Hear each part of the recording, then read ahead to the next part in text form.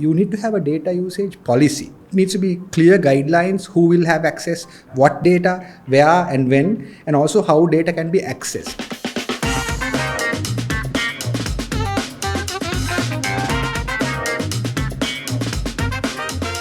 The substantive topic is creating a culture of data privacy, right? NACT is only one small component of that. When you try to change culture, I think one of the best things, the first things you need to do is get commitment from the top management, then filter it down to right throughout the organization. What would be the good strategies in terms of kind of getting the buy-in? Because there is so much of resistance. I think it's actually a fundamental thing why there is resistance, especially if you look at the financial markets, because most of them are governed by what's called the principles of financial market infrastructure, which talks about disclosure and the good practices and best governance. So which means actually you need to disclose, right? Which means you need to share data. On the other side, there are directives like PSD2 where it says you have to share with third parties. So they are sort of between a rock and a hard place, right, to do that. But I think getting the importance of sharing versus protecting, I think that is where you need to make them understand, make them aware of the benefits of both and why we should be doing that. In doing so, I think there are like three aspects that if we can convince them.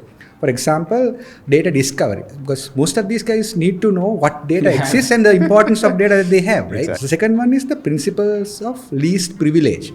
You disclose data based on privilege. Primarily, it's on necessity as also time-based. Maybe somebody who's more experienced may get access to more data because you trust them or whatever purposes, right? And the third aspect is actually you need to have a data usage policy, which basically talks about, it needs to be clear guidelines, who will have access, what data, where and when, and also how data can be accessed. Because if you don't put these things in place, people either tend to abuse. When you have access to the data, people tend, that's a human nature. But also in terms of getting them as a habit, you need to have good practices, right? I think that has to certainly start from the top, while giving access to data for better consumer access or consumer experience, for example. Also at the same time, how do you safeguard that data getting into either unwanted people or just abusing them for whatever thing. That has happened many times. So I think the main thing is to get the buy-in. You have to get the best of both worlds from them, and the main thing is to actually, I think, if you streamline the process, I think you'll have better control of how things are sort of exposed.